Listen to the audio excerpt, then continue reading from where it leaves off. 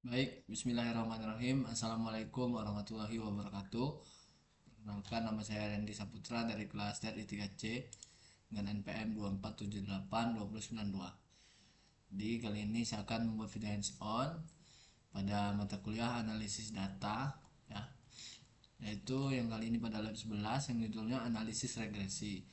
Tujuannya kita akan memahami konsep analisis dasar analisis regresi linear, lalu yang mampu mengidentifikasi variabel dependen dan variabel independen Y dan X gitu ya, dan mampu membangun model regresi linear berganda, menganalisis hasil output regresi, melakukan uji asumsi klasik, dan menarik kesimpulan. Oke, ini yang pertama ada pemilihan dataset ya. Karena absen saya adalah nomor 18 teman-teman, jadi saya menggunakan data e-commerce ini yang sudah saya download di sini. Nah, ini. Lalu selanjutnya melakukan tahap analisis regresi. Nah, di sini akan memilih satu variabel dependen Y yang akan diprediksi dan 4 variabel independen X ya. Oke.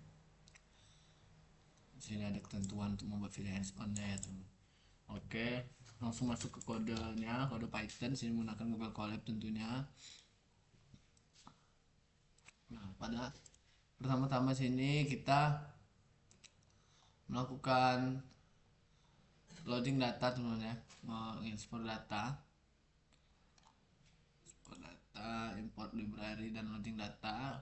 Seperti biasa mengimport library pandas alias pd, numpy, dan untuk visualisasinya menggunakan matplotlib, pyplot, dan seaborn. Lalu di sini ada yang ini from scipy dan start model ini untuk mengambil modul start ya, start model ini dari library scipy. Lalu selanjutnya ini ada pada bagian ini adalah untuk mengimport khusus uji asumsi klasik. 3 baris ini fungsinya buat ngambil fungsi spesifik dari start model untuk ngecek apakah model regresi kita valid atau tidak sah gitu.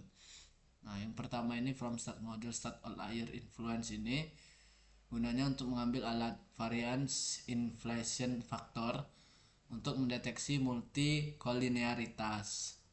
Lalu from start model ini kedua ini gunanya buat mengambil alat untuk mendeteksi heterokedasisitas. Lalu yang terakhir paling bawah ini from start model start tools ini gunanya mengambil alat uji Durbin Watson. Lalu saya lihat dulu dan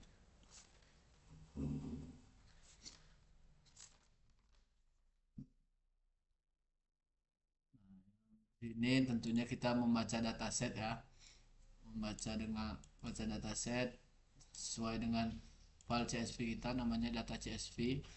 Nah,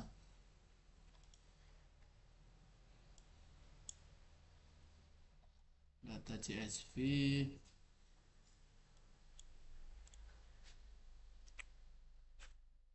selanjutnya akan menampilkan 5 baris pertama teman-teman ya, menampilkan info data lah pada bagian sel yang pertama ini. Bukan 5 baris pertama, lalu ada informasi datasetnya, ada 54.000 baris ya. Oke, lanjut ke langkah 2 teman-teman. Sini ada pre-processing, pembersihan dulu ya. Untuk pembersihan ini pada baris pertama ini kita mengonversi format tanggal dari kolom tanggal input data, biasanya kan dianggap sebagai text string gitu, teks biasa. Nah, Python nggak bisa langsung tahu kayak oh ini bulan Januari atau ini 9 pagi. Jadi di konversi dulu. Fungsi pd datetime ini untuk mengubah teks tersebut menjadi format waktu atau timestamp gitu teman. Tujuannya agar kita bisa membongkar tanggal tersebut untuk mengambil jam, bulan, atau harinya. Nah, sini masuk pembersihan data ya, df clean. Logikanya di data e-commerce asli sering ada return atau pembatalan transaksi gitu, karena dataset itu kan e-commerce gitu, pembelian gitu. Selanjutnya ada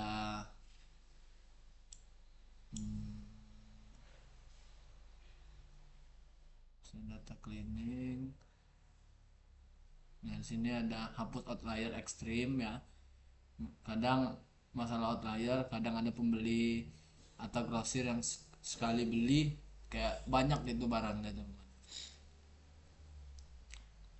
Jadi solusinya kita pakai kuartil 99 ini, Q 99, untuk mencari batas nilai teratas.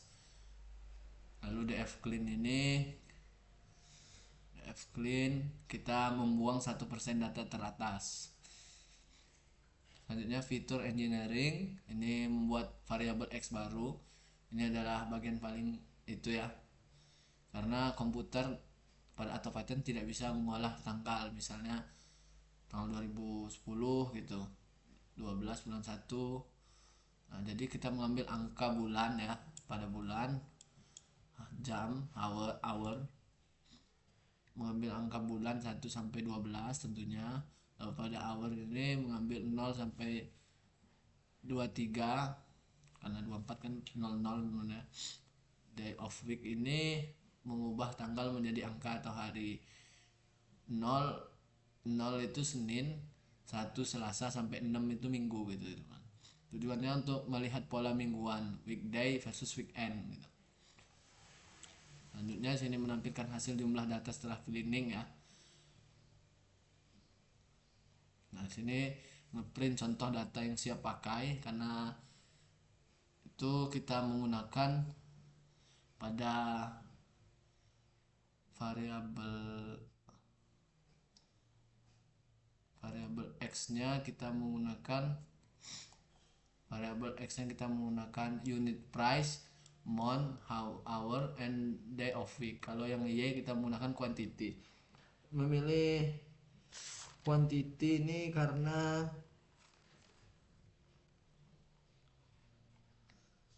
bentar,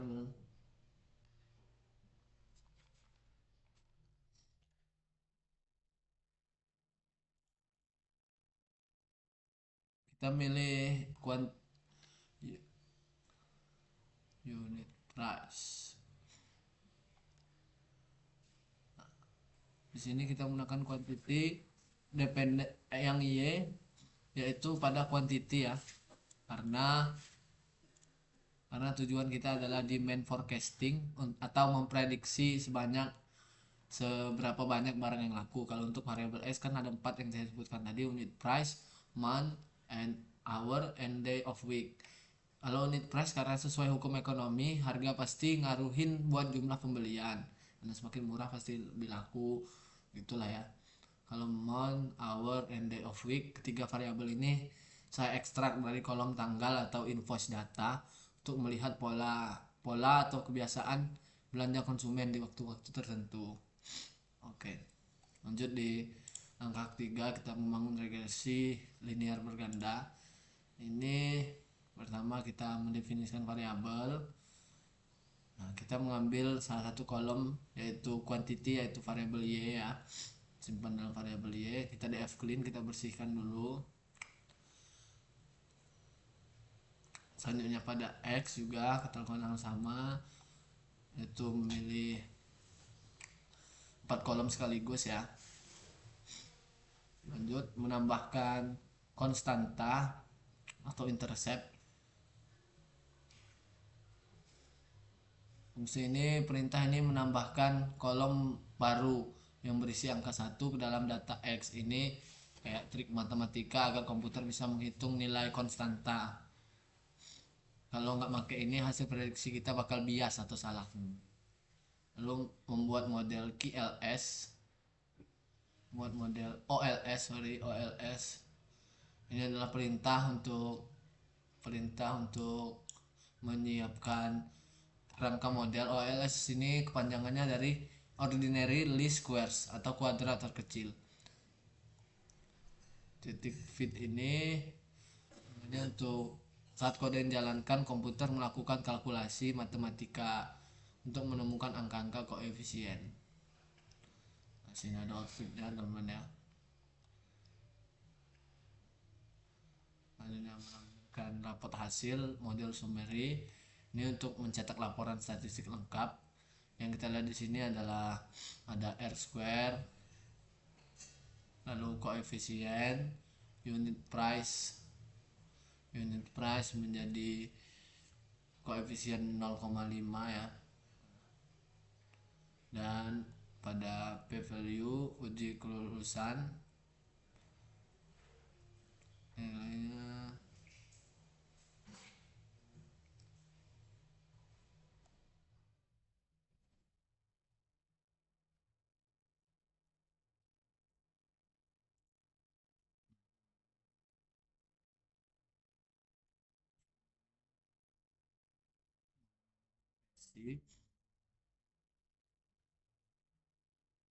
nilai R square mana.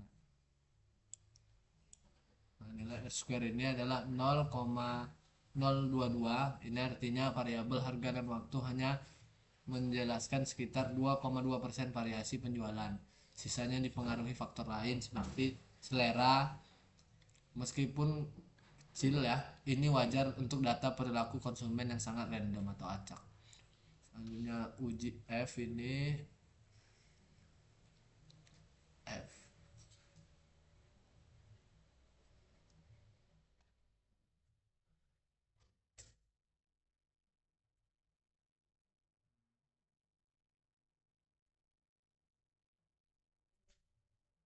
Ini uji T yang pada bagian bawah ini, kita lihat kolom yang P yang ini, P dan T ini dulu ya. Semua variabel price, unit price, month, day, hour, day memiliki nilai 00 semua teman-teman ya. Artinya secara parsial keempat variabel ini berpengaruh signifikan terhadap jumlah penjualan. Oke. Selanjutnya kita masuk ke langkah selanjutnya, prediksi 5 periode skenario ke depan. Nah, ini adalah langkah prediksi atau forecasting teman-teman ya. Sesuai dengan instruksinya pada lab ini. Kode ini bertujuan untuk menguji model regresi yang sudah kamu buat dengan data dummy atau pura-pura untuk melihat bagaimana mesin memprediksi penjualan di masa depan. Nah, ini membuat data skenario yang pertama teman-teman ya. Dari sini kita bisa buat tabel kecil baru secara manual berisi 5 baris data. Tujuannya kita kayak nanya ke model gitu. Nama kolom di sini penting ya, unit price, month, hour, day of week. Karena harus sama persis dengan nama kolom X yang kita pakai saat melatih model yang di SMOLS itu teman-teman ya. Selanjutnya menambahkan konstanta atau syarat teknis. Syarat teknis ini new data const sama dengan add constant. Di sini model regresi yang kita latih memiliki intercept atau konstanta. Model tersebut mengharapkan nilai input yang punya konstanta. Jadi solusinya kita membuat SM add constants ini gunanya menambahkan kolom dummy bernilai 1 ke new data. Ya, selanjutnya sini langkah yang prediction teman ya. Ini saatnya langkah kerjanya, model bekerja. Ini akan menampilkan variabel prediction teman ya, yang berisi 5 angka tebakan jumlah barang yang terjual untuk kelima skenario di atas. Nah, ini untuk menampilkan hasil new data yang telah diprediksi. Nah, sini ada hasil prediksinya teman-teman ya. Hasil prediksinya di sini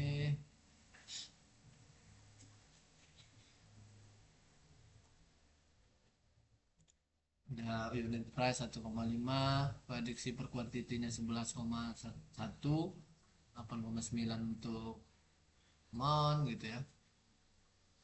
Jadi menampilkan hasil prediksi barunya gitu. Agar kayak emak itu kalau inputnya sekian harganya sekian maka prediksi lakunya sekian gitu. Oke, selanjutnya kita masuk ke uji asumsi klasik. Ini bagian untuk fungsinya sebagai kayak check up untuk model statistik yang sudah kita buat. Model regresi yang baik harus lolos uji dulu teman-teman. Yang pertama uji multikolinearitas VIF. Nah, sini pada bagian kode ini kita membuat data kosong dulu ya. Nah, untuk standar nilai kelulusannya sini nilainya harus di bawah 10. Jika di bawah 10 berarti aman teman. Jadi konsepnya multikolinearitas terjadi jika variabel X saling berhubungan kuat. Misal variabel umur dan tahun lahir. Ini bisa membuat model bingung gitu teman, menentukan variabel mana yang berpengaruh. Untuk bagian ini variance inflation factor ini komputer menghitung skor VIF untuk setiap kolom X satu persatu. Selanjutnya uji heterokedasitas. Sini pada BP test ini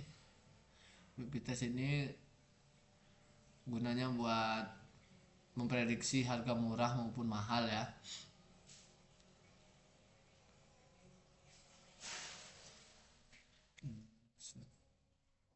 Model resid dan model exoc ini mengambil model resid mengambil data residual selisih antara prediksi versus reality atau kenyataannya. Untuk model exoc ini mengambil data variabel X, lalu ini ada if else ya.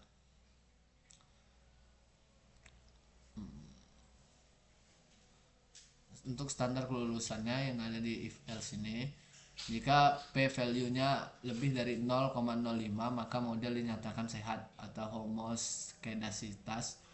Jika di bawah itu maka terjadi gejala gitu. Selanjutnya uji autokorelasi Durbin Watson. DW Stats sama Durbin Watson ini kan karena data kita ada unsur waktu kayak di jam dan bulan, jadi kita harus cek apakah error transaksi kayak di jam 9 pagi mempengaruhi error transaksi di jam 10 pagi. Untuk standar kelulusannya di sini harus outputnya berkisar 0 sampai 4 ya. Nilai yang mendekati 2 misalnya 1,5 sampai 2,5 aman, tidak ada autokorelasi. Kalau nilainya 0 mendekati 0 atau 4 jadi dia terjadi autokorelasi. Uji normalitas residual. Di sini kode ini ngecek apakah bagian ini mengecek apakah error model membentuk kurva lonceng yang simetris. Sampel resid sini teman. Di sini menggunakan sampel 5000 karena dataset yang kita pakai sangat besar ya. Filenya aja 45 MB teman. Jadi ujinya ini akan sangat lambat dan terlalu sensitif jika semua data dimasukkan. Pasti kayak hasilnya tidak normal gitu. Solusinya kita ambil sampel acak 5000 data untuk mewakili keseluruhan. Lanjut selanjutnya ini random state 42 ini pengacakan agar kalau kodenya dijalankan ulang sampel yang terambil tetap sama. Untuk standar kelulusannya sini sama ya 0,05. Kalau dia lebih dari 0,05 maka residual distribusi normal. Kalau dia di bawah 0,05 tidak normal. Oke, dan sini ada hasil outputnya, kemudian hasil uji asumsi klasik dan heteronya terindikasi ya karena data real sering begini. Nggak apa-apa kan karena untuk latihan. Atau korelasinya 0,8. Normalitas Sapiro tadi sini residual tidak normal karena filenya terlalu besar. Langkah 6 visualisasi teman-teman. Ini adalah penjelasan untuk kode visualisasi. Bagian ini untuk gambar ya, tentunya grafik. Nah sini PLT yaitu fungsi dari pyplot. Pyplot yaitu library Python. Sini menyiapkan kanvas gambarnya 12,5. Yang pertama kita membuat plot histogram 1. Ini SNS hisplot, ini perintah untuk seaborn ya, menggunakan seaborn. PLT little, menampilkan judul grafik gitu namanya, distribusi residual. Plot 2 ini mengambil data penting ya, sampel ini kita ambil 200 data acak aja karena data set kita kan punya ribuan baris semuanya. Selanjutnya pred sampel ini memprediksi model prediknya, kita nyuruh model memprediksi 200 data acak yang kita pilih tadi. Oke, selanjutnya plot 2 scatter plot aktual versus prediksi. PLT plot 122 ini memindah posisi gambar ke urutan kedua, yang di sini 121 karena dia urutan ke 1. PLT scatter ini membuat diagram titik tebar. Untuk yang PLT plot ini untuk menggambar garis visualisasi lah. Di sini untuk printnya ya, untuk menampilkan nama, memberikan label. Di sini menampilkan gambar PLT tag layout, PLT show.